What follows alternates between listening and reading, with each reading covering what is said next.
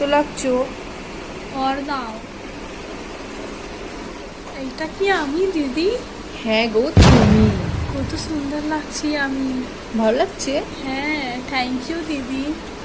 দেখো তোমার বয়ফ্রেন্ড পছন্দ করবে, হ্যাঁ, কিন্তু এখন তোর বিয়ে হচ্ছে। কি করব? কি আর করবে, চলো দেখি ফাইনাল আর কেমন লাগে। ঠিক আছে। দেখি একটু।